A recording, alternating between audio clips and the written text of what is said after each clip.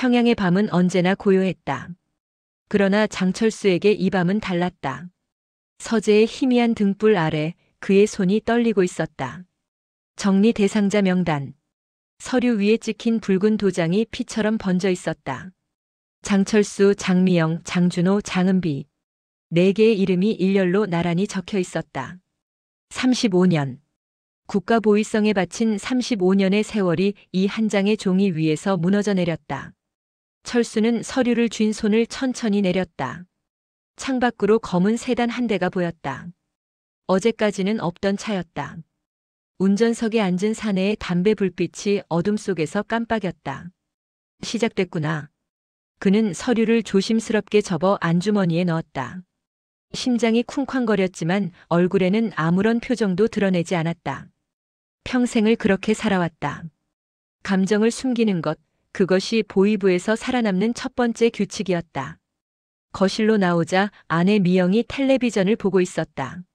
화면에서는 위대한 수령의 업적을 찬양하는 다큐멘터리가 흘러나왔다. 아들 준호는 방에서 책을 읽고 있을 것이고 딸 은비는 이미 잠들었을 것이다. 평범한 밤.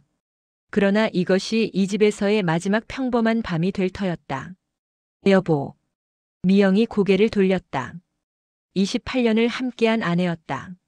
그녀는 남편의 표정만 봐도 무언가 잘못되었음을 직감했다. 무슨 일이에요?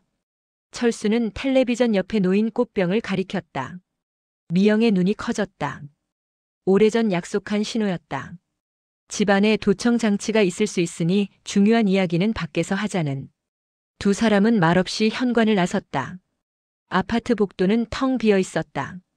철수는 아내의 손을 잡고 옥상으로 향했다.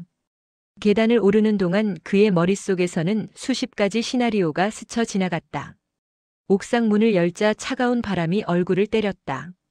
평양의 야경이 발 아래 펼쳐져 있었다. 어둠 속에서 드문드문 빛나는 불빛들. 저 불빛 하나하나가 감시의 눈이었다. 그리고 이제 그 눈들이 자신을 향하고 있었다. 미영아. 그는 아내의 어깨를 붙잡았다. 우리 이름이 명단에 올랐어. 정리 명단에. 미영의 얼굴이 창백해졌다. 정리 명단.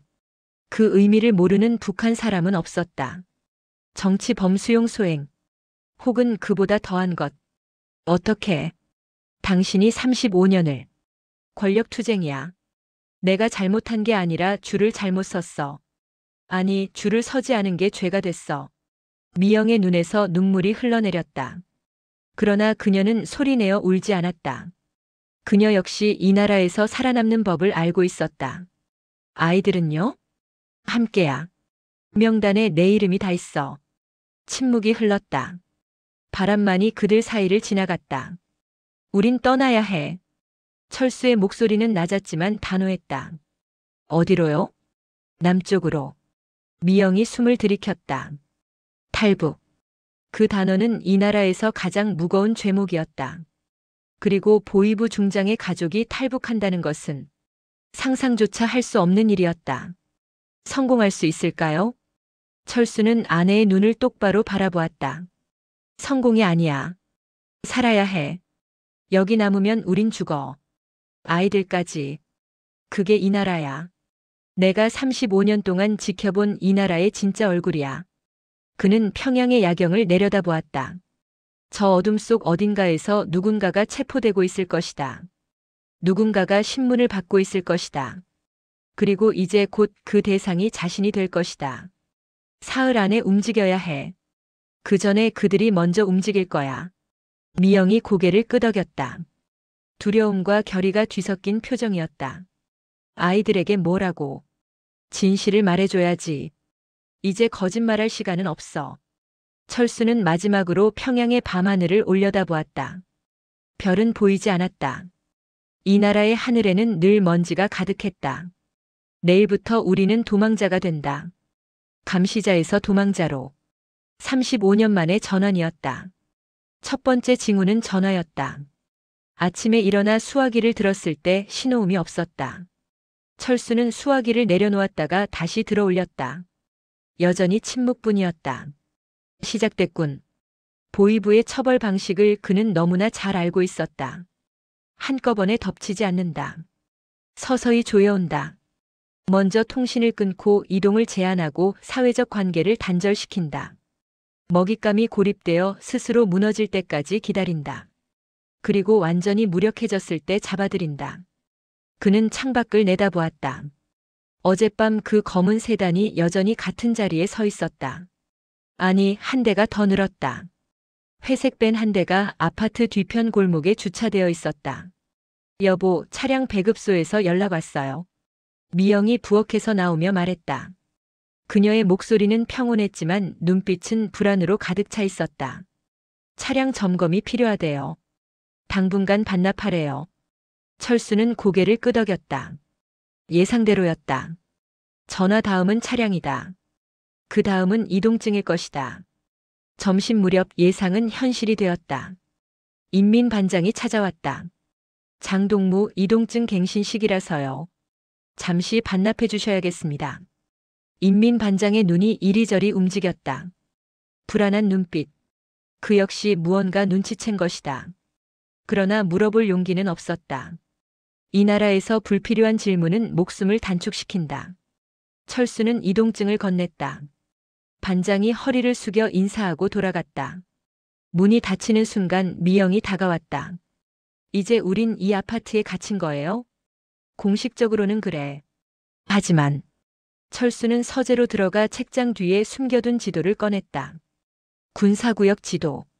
보위부 시절 외우다시피 했던 것이었다.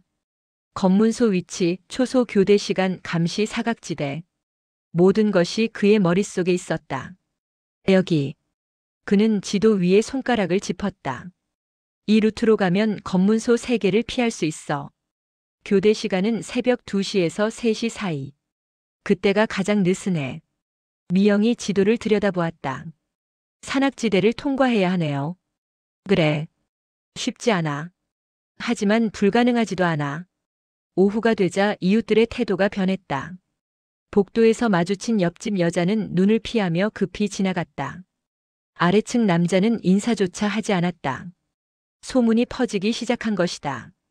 이 나라에서 소문은 바이러스보다 빠르게 퍼진다. 저녁 가족회의가 열렸다. 준호가 먼저 입을 열었다. 26살의 청년은 아버지를 닮아 감정을 잘 드러내지 않았다. 아버지, 상황이 어느 정도입니까? 최악이다. 철수는 솔직하게 말했다. 이제 거짓말할 시간은 없었다. 우리 가족 전체가 정리 대상이야. 며칠 안에 움직이지 않으면 끝이다. 은비의 얼굴이 창백해졌다. 22살의 딸은 아직 세상의 잔혹함을 다 알지 못했다. 그러나 아버지의 눈빛에서 그녀는 모든 것을 읽었다. 탈북. 하는 거예요? 그래. 침묵이 흘렀다. 벽시계의 초침 소리만이 방 안을 채웠다. 준호가 입을 열었다. 성공 확률이 얼마나 됩니까? 철수는 아들의 눈을 바라보았다. 똑똑한 아이였다. 현실을 직시할 줄 아는 아이. 정확히는 모른다. 하지만 여기 남으면 확률은 제로야. 수용소에서 살아나오는 사람은 거의 없어. 내가 35년 동안 봐온 거야. 미영이 남편의 손을 잡았다. 우리가 성공할 수 있을까요? 철수는 창밖을 바라보았다. 검은 세단의 헤드라이트가 켜졌다 꺼졌다. 신호인지 우연인지 알 수 없었다. 성공이 아니야. 살아야 해. 그게 전부야. 그날 밤 철수는 잠을 이루지 못했다. 머릿속에서 수십 가지 시나리오가 돌아갔다. 검문소에서 걸리면, 산에서 길을 잃으면, 국경에서 총에 맞으면. 그러나 한 가지는 확실했다. 여기 남으면 죽는다. 움직이면 최소한 가능성은 있다. 창밖에서 새벽이 밝아오고 있었다. 이틀 후면 이 집을 떠난다. 영원히. D-데이. 시계는 새벽 1시 45분을 가리키고 있었다. 철수는 가족들을 둘러보았다. 모두 검은 옷을 입고 있었다. 짐은 최소한으로 줄였다. 배낭 하나에 며칠치 식량, 약간의 현금, 그리고 비상용 손전등. 기억해라. 무슨 일이 있어도 소리 내지 마라. 내가 신호하면 움직이고 멈추라 하면 숨어라. 준호와 은비가 고개를 끄덕였다. 미영의 손이 떨리고 있었지만 그녀는 이를 악물고 남편을 따랐다. 아파트 뒷문으로 빠져나왔다. 감시 차량들은 정문 쪽에 집중되어 있었다. 철수가 예상한 대로였다. 그들은 정문만 지키고 있었다. 고위 간부가 뒷문으로 도망칠 거라고는 생각지 못한 것이다. 골목을 빠져나와 어둠 속으로 녹아들었다. 평양의 밤거리는 고요했다. 가로등도 드문드문 있었고 인적은 전혀 없었다. 그러나 철수는 긴장을 풀지 않았다. 어둠 속 어딘가에 눈이 있을 수 있다. 첫 번째 검문소에 접근했을 때 철수는 손을 들어 가족들을 멈춰 세웠다. 100m 전방에 초소가 보였다. 병사 2명이 담배를 피우며 서 있었다. 저쪽으로 우회한다. 속삭이듯 말하며 철수는 왼쪽 골목으로 방향을 틀었다. 미리 파악해둔 우회로였다. 건물 사이 좁은 틈을 지나 담을 넘었다. 은비가 발을 헛디뎌 작은 소리가 났다. 모두 숨을 멈췄다. 1초, 2초, 3초. 아무 일도 일어나지 않았다. 병사들은 눈치채지 못한 것 같았다. 괜찮아. 천천히. 철수가 딸의 어깨를 잡아주며 속삭였다. 2시간을 걸어 도시 외곽에 도착했다. 여기서부터는 산악지대였다. 그리고 마지막 검문소가 있었다. 아버지. 준호가 낮은 목소리로 말했다. 저 검문소 아는 얼굴이 나오면 어떡합니까? 철수는 아들을 바라보았다. 눈을 피하지 마라. 당당해야 통과한다. 긴장하면 들킨다. 그는 가방에서 위조된 이동증을 꺼냈다. 오래전 비상시를 대비해 만들어둔 것이었다. 완벽하지는 않았지만 어둠 속에서 빠르게 확인하는 정도는 속일 수 있었다. 내가 먼저 간다. 신호하면 따라와라. 철수는 천천히 검문소를 향해 걸어갔다. 심장이 미친 듯이 뛰었지만 발걸음은 평온했다. 35년간 훈련받은 평정심이 이 순간을 위해 존재했다. 정지. 젊은 병사가 총을 들었다. 신분증. 철수는 위조 이동증을 건넸다. 병사가 손전등을 비췄다. 이 시간에 어디 가는 겁니까? 특별 임무다. 보위부 소속이야. 그의 목소리는 차갑고 권위적이었다. 35년간 사용해 온 목소리. 병사의 표정이 변했다. 보위부. 그 이름만으로도 대부분의 사람들은 움츠러들었다. 잠시만요. 신분 조회를. 병사가 무전기에 손을 뻗는 순간 초소 안에서 기계음이 울렸다. 신분 조회 시스템 작동합니다. 철수의 등에 식은땀이 흘렀다. 신분 조회. 그의 이름이 입력되는 순간 모든 것이 끝난다. 도주 대상으로 등록되어 있을 것이 분명했다. 빨리. 병사가 조회 장비를 향해 돌아섰다. 바로 그 순간 모든 불이 꺼졌다. 정전이었다. 뭐야, 또 정전이야? 병사가 투덜거렸다. 평양 외곽의 전력 사정은 늘 불안정했다. 철수는 이 순간을 놓치지 않았다. 급한 임무라서 먼저 가겠다. 나중에 확인해라. 그는 뒤도 돌아보지 않고 걸어갔다. 어둠 속으로. 심장이 폭발할 것 같았지만 발걸음은 흔들리지 않았다. 50m, 100m. 아무 소리도 들리지 않았다. 그들은 따라오지 않았다. 숲 가장자리에서 그는 가족들을 향해 손짓했다. 미영, 준호, 은비가 어둠 속에서 뛰어왔다. 빨리. 숲으로. 4사람은 어둠 속으로 사라졌다. 뒤에서 불이 다시 들어오는 것이 보였다. 정전은 5분도 채 되지 않았다. 하늘이 도운 것일까 아니면 그저 운이 좋았던 것일까? 철수는 알 수 없었다. 다만 한 가지는 확실했다. 그들은 첫 번째 관문을 넘었다. 그러나 진짜 시련은 이제부터였다. 산속에서 새벽이 밝아오고 있었다. 그리고 국경까지는 아직 수백 킬로미터가 남아 있었다. 산속에서 보낸 닷새는 지옥이었다. 낮에는 숨고 밤에만 이동했다. 식량은 둘째 날부터 바닥나기 시작했다. 은비는 열이 났고 미영의 발에는 물집이 잡혔다. 그러나 멈출 수 없었다. 뒤에서는 추적이 시작되었을 것이 분명했다. 엿새째 밤 그들은 드디어 약속된 장소에 도착했다. 버려진 광산 입구. 희미한 불빛이 새어나왔다. 여기가 맞습니까? 준호가 물었다. 철수는 고개를 끄덕였다. 오래전 확보해둔 연락책을 통해 어렵게 연결된 브로커였다. 중국 국경을 넘기는 전문가라고 했다. 광산 안으로 들어서자 남자 3명이 그들을 기다리고 있었다. 가운데 앉은 자가 두목인 듯 했다.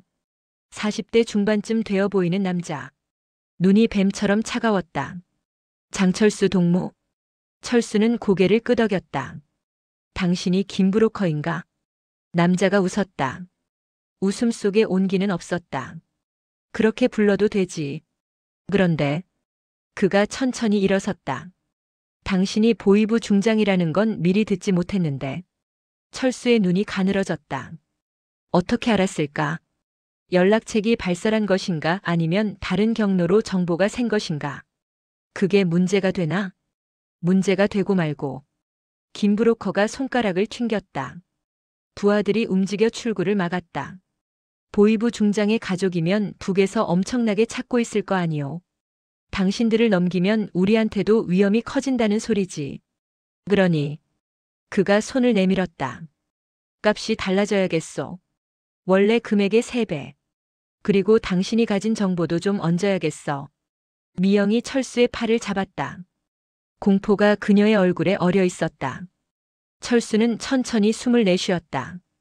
이런 상황을 예상하지 못한 것은 아니었다. 브로커라는 종자들은 결국 돈과 이익 앞에서 움직인다. 그리고 그들을 상대하는 방법은 하나뿐이다. 블러프. 김 브로커. 철수의 목소리가 변했다. 차갑고 날카로운 보이부 중장의 목소리였다. 당신 조직에 내부자가 있다는 것 알고 있나? 브로커의 눈이 미세하게 움찔했다. 무슨 소리야? 내가 35년을 보이부에서 일했어. 탈북 브로커 조직의 정보망도 내 관할이었지. 당신 조직에 최소 2명의 정보원이 심어져 있어. 이름까지 알아. 거짓말이었다. 철수는 김 브로커의 조직에 대해 아는 것이 거의 없었다.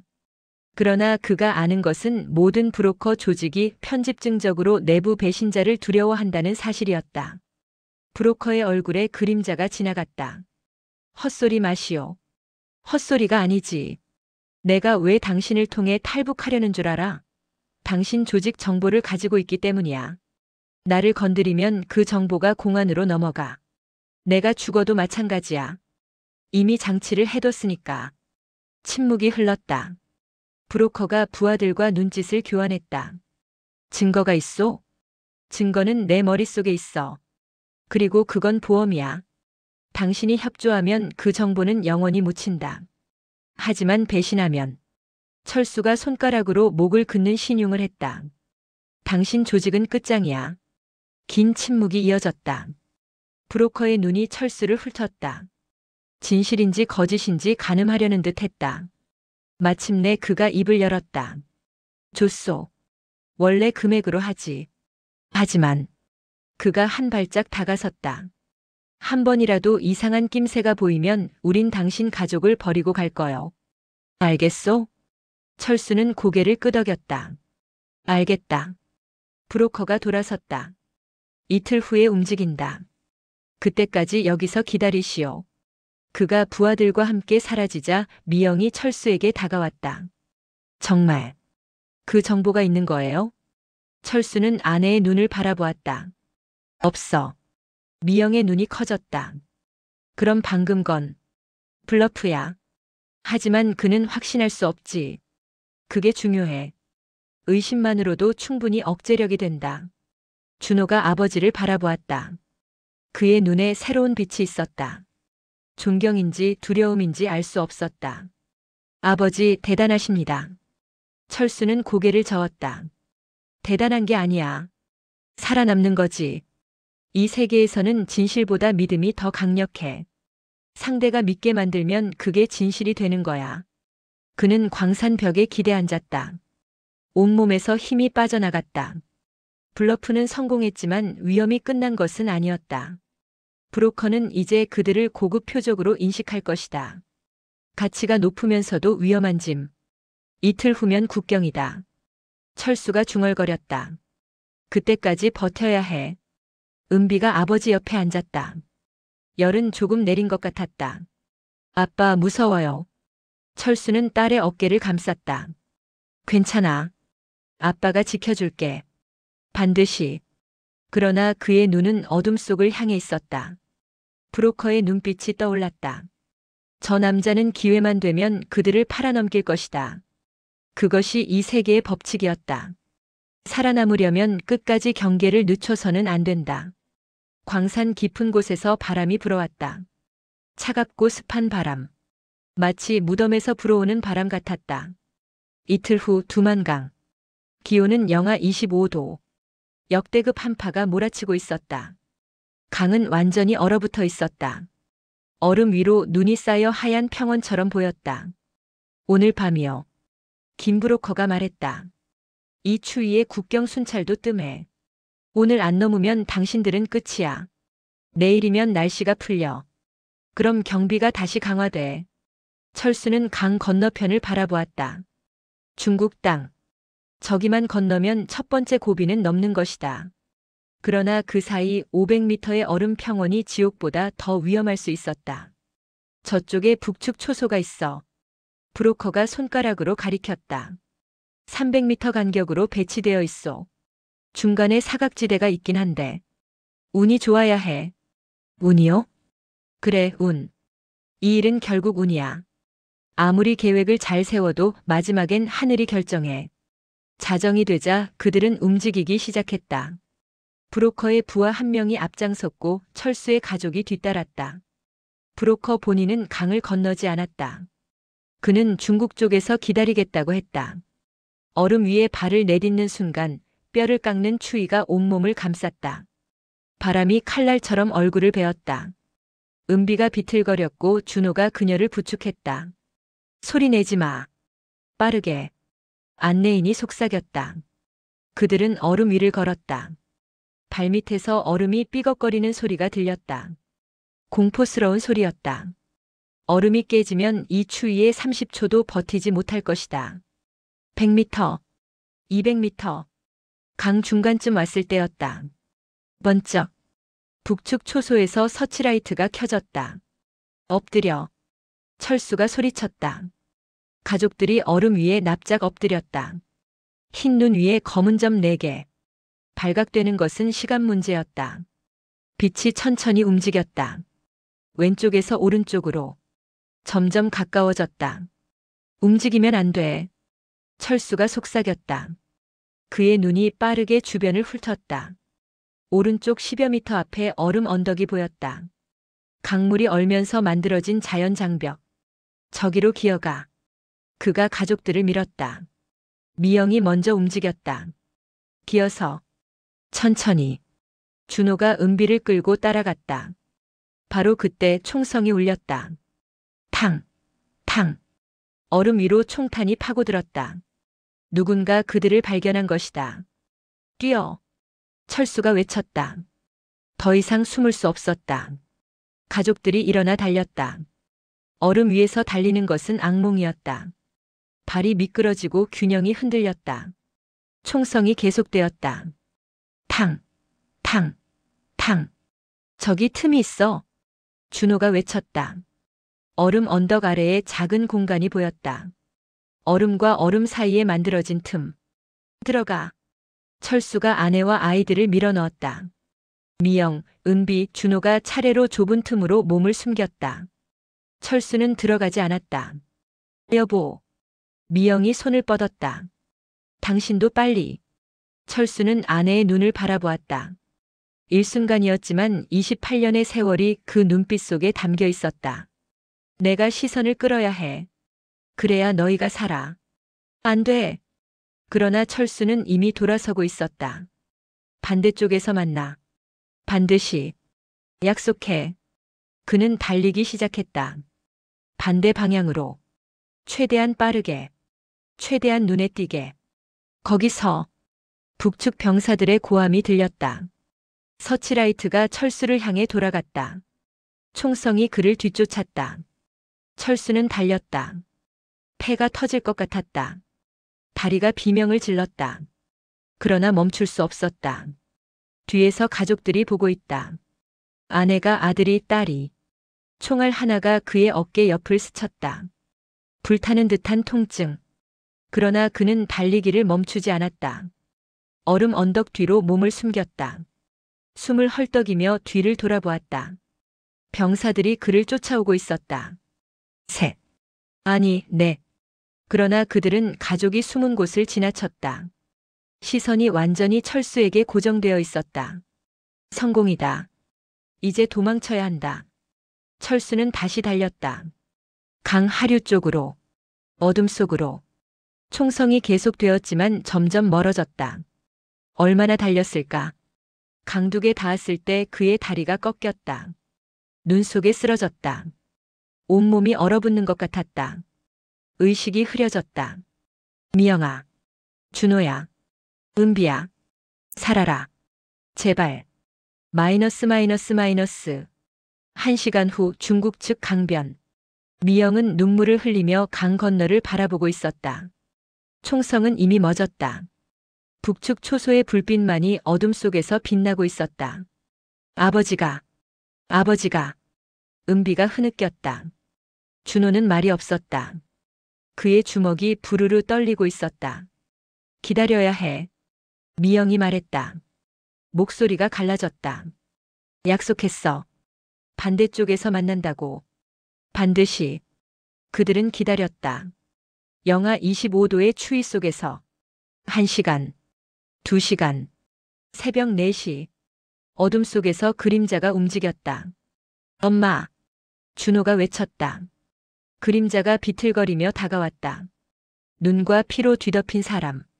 한쪽 어깨에서 피가 흘러내리고 있었다. 장철수였다. 여보. 미영이 달려갔다. 철수가 그녀의 품에 쓰러졌다. 약속. 지켰지. 그의 목소리는 바람 소리보다 작았다. 바보. 바보 같은 사람. 미영이 울었다. 준호와 은비도 달려와 아버지를 안았다. 살아있어. 다 살아있어. 철수의 눈에서 눈물이 흘렀다. 얼어붙은 눈물이 볼 위에서 굳어갔다. 그들은 두만강을 건넜다. 그러나 여정은 아직 끝나지 않았다. 중국. 또 다른 전장이 그들을 기다리고 있었다. 중국 측 안전가옥. 그것은 버려진 농가였다. 벽에는 금이 가 있었고 창문에는 비닐이 붙어 있었다.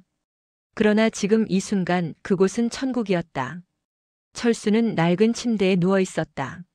어깨의 총상은 브로커가 데려온 의사가 응급처치를 해주었다. 총알은 관통했고 뼈는 다행히 무사했다. 일주일은 움직이면 안 됩니다. 의사가 말했다. 무리하면 상처가 벌어져요. 그러나 일주일을 기다릴 여유가 없다는 것을 철수는 알고 있었다. 김브로커. 철수가 침대에서 일어나 앉았다. 통증이 어깨를 찔렀지만 그는 표정을 바꾸지 않았다. 여기가 얼마나 안전하지? 브로커가 담배에 불을 붙였다. 솔직히 그다지 안전하지 않소.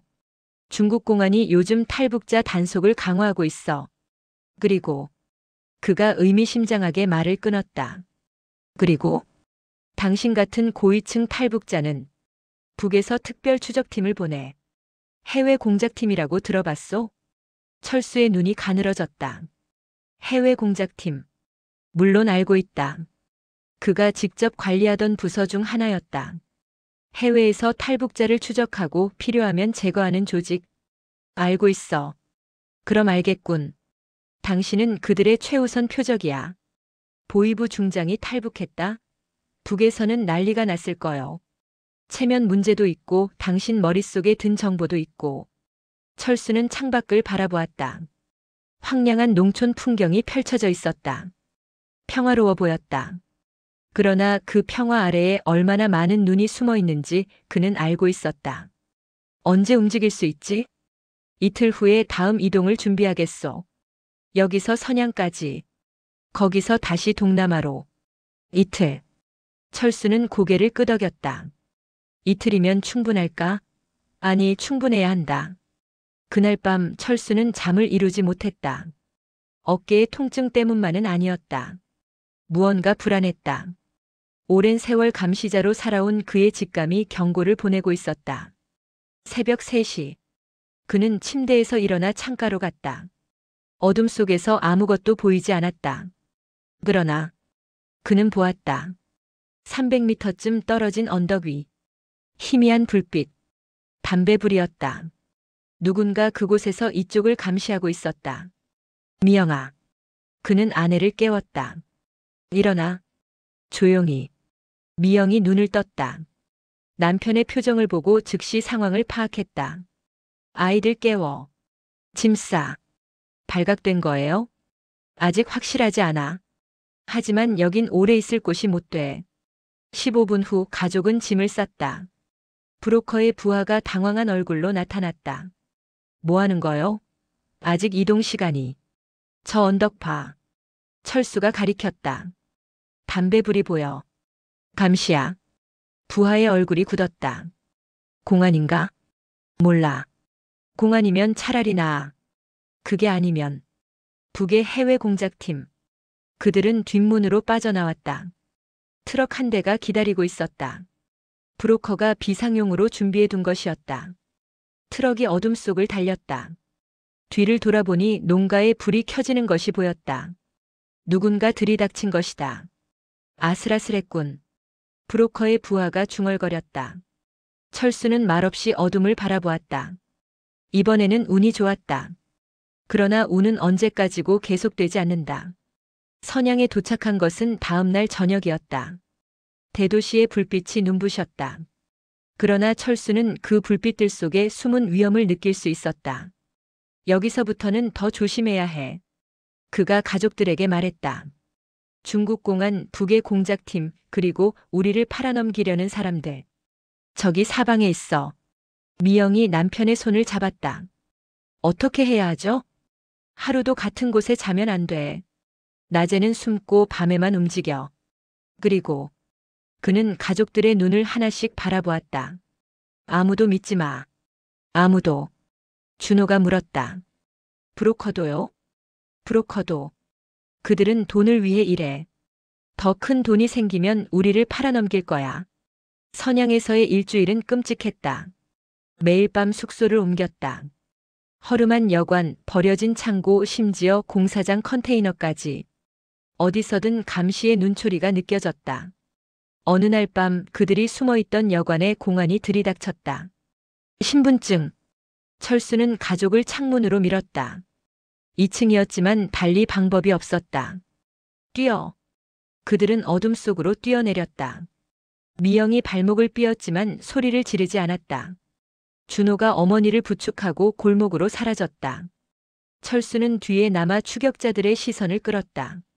그리고 다른 방향으로 달렸다. 마치 두만강에서 그랬던 것처럼. 3시간 후 그들은 도시 외곽의 폐공장에서 재회했다. 모두 진흙과 땀으로 범벅이 되어 있었다. 이러다 죽겠어요. 은비가 울먹였다. 철수는 딸을 안았다. 조금만 더 버텨. 제3국까지만 가면 거기서부터는 나아질 거야. 그러나 그의 목소리에는 확신이 없었다. 진짜 그럴까? 이 끝없는 도망이 언제 끝날까? 밤하늘에 별이 떠 있었다. 평양에서는 볼 수 없던 별이었다. 그러나 그 별빛조차 철수에게는 감시의 눈처럼 느껴졌다. 여기서도 북한의 손이 닿는다. 그리고 그 손에서 벗어나려면 더 멀리 가야 한다. 훨씬 더 멀리. 더 이상은 못하겠소. 김 브로커가 선언했다. 선양의 어느 허름한 식당 뒷방. 그의 얼굴에는 피로와 두려움이 가득했다. 당신들 때문에 우리 조직원 2명이 공안에 잡혔어. 이 이상은 위험 부담이 너무 커. 철수는 침묵했다. 예상했던 일이었다. 브로커들은 결국 자신의 안전이 먼저다. 여기 동남아로 가는 루트 정보요.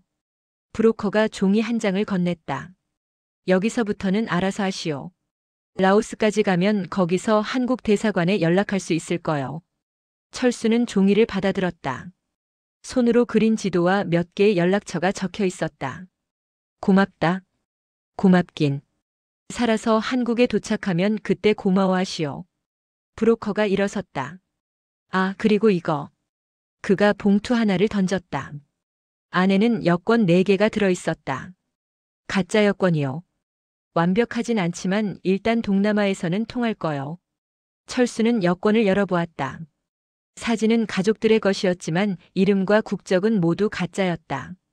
중국 국적의 관광객으로 위장되어 있었다. 준호. 철수가 아들에게 여권을 건넸다. 외워라. 이름, 생년월일, 주소. 물어보면 막힘없이 대답해야 해. 준호가 고개를 끄덕였다. 그렇게 그들의 여정은 다시 시작되었다. 선양에서 쿤밍까지 기차로 이틀. 쿤밍에서 국경 도시 징혼까지 버스로 하루. 그리고 거기서부터는 정글이었다.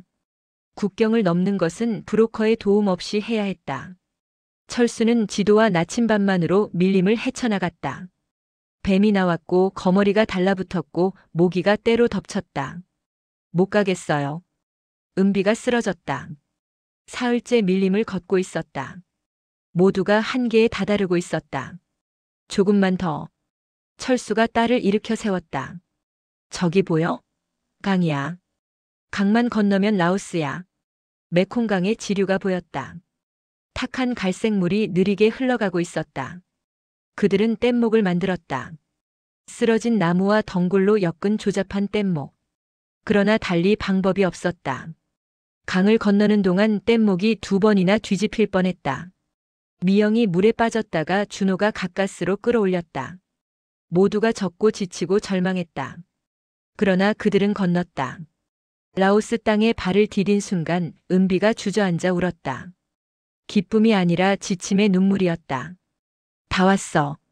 다 왔어. 그러나 아직 끝이 아니었다.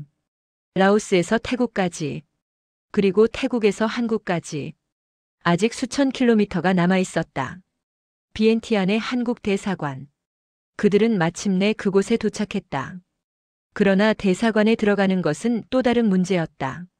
라오스 경찰이 주변을 감시하고 있었고 북한 외교관들도 눈을 번뜩이고 있었다. 직접 들어가는 건 위험해요. 현지 협력자가 말했다. 라오스 경찰에 잡히면 강제 송환돼요. 중국으로. 거기서 다시 북으로. 철수는 대사관 건물을 바라보았다. 불과 50m. 그러나 그 50m가 5000km보다 멀게 느껴졌다. 방법이 있소? 하나 있긴 해요. 위험하지만. 협력자가 설명했다. 새벽에 경비가 교대하는 시간에 맞춰 대사관 담을 넘는 것. 담 안에만 들어가면 한국 영토나 마찬가지였다. 가족 전원이? 네. 한꺼번에. 한 명이라도 뒤처지면 끝이에요. 그날 밤 그들은 대사관 근처 골목에 숨어 있었다. 새벽 3시. 교대 시간까지 1시간. 철수는 가족들의 얼굴을 하나씩 바라보았다. 지치고 초췌했지만 눈빛은 살아있었다. 이게 마지막이야. 이것만 넘으면 끝이야. 미영이 남편의 손을 잡았다. 함께 갈 수 있어요. 우린 여기까지 왔잖아요. 새벽 4시. 그들은 움직였다. 담 밑까지 달려가는 30초가 영원처럼 느껴졌다. 준호가 먼저 담을 넘었다. 그가 손을 내밀어 은비를 끌어올렸다. 미영이 뒤따랐다. 철수가 마지막이었다. 그가 담에 손을 짚는 순간 뒤에서 고함이 들렸다. 거기서. 경비원이었다. 손전등 불빛이 이쪽으로 향했다. 철수는 뛰어올랐다. 담 위에 몸을 걸쳤다. 어깨의 총상 부위가 찢어지는 듯한 고통이 밀려왔다. 그러나 멈출 수 없었다. 아버지. 준호가 손을 뻗었다. 철수가 그 손을 잡았다. 발밑에서 경비원이 달려오는 발소리가 들렸다. 손전등 불빛이 담 위를 훑었다. 철수는 몸을 던졌다. 담 안쪽으로. 쿵. 그는 대사관 정원에 떨어졌다. 통증이 온몸을 관통했다. 그러나 그는 웃고 있었다. 담 밖에서 경비원의 고함이 들렸다. 그러나 그들은 담을 넘어올 수 없었다. 여기는 대한민국 영토였다. 해냈어. 미영이 남편을 안았다. 해냈어요, 여보. 대사관 건물에서 불이 켜졌다. 직원들이 뛰어나왔다. 누구십니까? 철수는 쓰러진 채로 대답했다. 북에서 왔습니다. 대한민국으로. 가고 싶습니다. 그 순간 은비가 울음을 터뜨렸다. 준호의 눈에서도 눈물이 흘렀다. 미영은 남편을 아는 채 소리 없이 울었다. 3개월. 평양에서 여기까지 3개월이 걸렸다. 수천 킬로미터의 여정. 총알과 추위와 밀림과 강을 건너. 그리고 마침내 그들은 도착했다. 인천공항. 비행기가 착륙하는 순간 창밖으로 한국의 땅이 보였다. 회색빛 활주로. 그러나 그것은 철수에게 세상에서 가장 아름다운 풍경이었다. 도착했습니다. 대한민국 인천국제공항입니다. 기내 방송이 울려 퍼졌다. 평범한 안내방송. 그러나 그 말 한마디가 가슴을 찔렀다. 대한민국. 그는 창밖을 바라보며 눈물을 삼켰다. 옆에서 미영이 남편의 손을 잡았다. 그녀의 손도 떨리고 있었다. 왔어요. 정말 왔어요. 준호와 은비는 말이 없었다. 그저 창밖을 바라볼 뿐이었다. 그들의 눈에도 눈물이 고여 있었다. 비행기에서 내리는 순간 철수의 다리가 풀렸다. 그는 공항 바닥에 무릎을 꿇었다. 여보. 미영이 놀라 다가왔다. 괜찮아. 철수가 말했다. 목소리가 갈라졌다. 그냥 이 땅을 밟고 싶었어. 그는 손바닥으로 바닥을 짚었다. 차가운 타일. 그러나 그 차가움이 이토록 따뜻하게 느껴진 적이 없었다. 하나원. 탈북민 정착 지원 시설에서 그들은 석 달을 보냈다. 한국 사회 적응 교육, 심리 상담, 취업 교육. 모든 것이 낯설었다. 장철수 씨, 북에서의 직업이 뭐였습니까? 면담관이 물었다. 철수는 잠시 망설였다. 공무원이었습니다. 거짓말이었다. 보이부 중장이었다고 말할 수는 없었다. 그 사실이 알려지면 어떤 일이 벌어질지 알 수 없었다. 다른 탈북민들의 시선, 언론의 관심, 그리고 어쩌면 북의 보복. 무거운 과거를 지닌 채로 새 삶을 시작해야 했다. 하나원을 나온 후 그들은 경기도의 작은 임대 아파트에 정착했다. 평양의 고급 아파트와는 비교할 수 없이 좁고 낡은 곳이었다. 그러나 그곳에는 감시의 눈이 없었다. 그것만으로도 충분했다. 첫 직장은 아파트 경비원이었다. 학력이요? 고졸입니다. 또 거짓말이었다. 평양의 김일성 대학을 졸업했다고 말할 수는 없었다. 그래서 그는 처음부터 시작해야 했다. 58세의 나이에 경비실에 앉아 출입자를 확인하는 일. 35년간 감시자로 살았던 남자가 이제는 아파트 출입문을 지키고 있었다. 안녕하세요. 주민들이 지나갈 때마다 인사했다. 좋은 하루 되세요. 처음에는 이 말이 어색했다. 북에서는 이런 인사를 하지 않았다. 그러나 시간이 지나면서 익숙해졌다. 그리고 어느 순간 그 말이 진심이 되었다. 미영은 식당에서 일을 시작했다. 설거지와 청소. 북에서는 고급 간부의 아내였던 여자가 이제는 남의 그릇을 닦고 있었다. 그러나 그녀는 불평하지 않았다. 자유롭게 일하는 거잖아요. 그녀가 말했다. 누가 시켜서가 아니라 내가 선택해서 하는 거예요. 그게 다른 거예요. 준호는 대학 편입을 준비했다. 북에서의 학력은 인정되지 않았다. 26살에 다시 수능을 봐야 했다. 그러나 그는 포기하지 않았다. 아버지가 목숨 걸고 데려온 거잖아요. 그가 말했다. 이 기회를 낭비할 수 없어요. 은비는 미용학원에 다니기 시작했다. 손재주가 좋았던 그녀는 빠르게 기술을 익혔다. 1년 후에는 작은 미용실에서 일을 시작했다. 시간이 흘렀다. 1년, 2년, 3년. 상처는 천천히 아물었다. 그러나 완전히 사라지지는 않았다. 철수는 여전히 악몽을 꾸었다. 두만강의 총성, 얼음 위의 추격, 죽음의 그림자. 그러나 깨어나면 옆에 아내가 있었다. 아이들이 있었다. 그것만으로도 살아갈 이유가 되었다. 어느 날 저녁 가족이 함께 저녁을 먹고 있었다. 평범한 저녁 식사. 미영이 만든 된장찌개와 김치. 화려하지 않았지만 따뜻한 식탁이었다. 아버지. 은비가 말했다. 요즘 행복해 보여요. 철수는 딸을 바라보았다. 그래? 네. 북에 있을 때보다 훨씬요. 그때는 항상 무거운 표정이었는데 지금은 달라요. 철수는 잠시 생각에 잠겼다. 북에서의 살, 고급 아파트, 전용 차량, 권력. 그러나 그 모든 것 위에는 항상 공포가 있었다. 언제 숙청당할지 모른다는 공포. 한마디 말실수로 가족이 끌려갈 수 있다는 공포. 그때는 그가 천천히 말했다. 내가 감시하는 줄 알았는데 사실은 내가 감시당하고 있었어. 평생을 그렇게 살았지. 그런데 여기서는 그는 창밖을 바라보았다. 서울의 야경이 반짝이고 있었다. 여기서는 내가 선택할 수 있어. 무엇을 하고 무엇을 말하고 어디로 갈지. 그게 자유라는 거더라. 미영이 남편의 손을 잡았다. 이제야 진짜 자유를 배우는 거예요. 우리 모두. 식사를 마친 후 철수는 베란다로 나왔다. 밤하늘에 별이 떠 있었다. 평양에서는 보이지 않던 별이었다. 먼지와 어둠에 가려져 있던 별. 아버지. 준호가 다가왔다. 무슨 생각해요? 그냥 여기까지 어떻게 왔나 생각하고 있었다.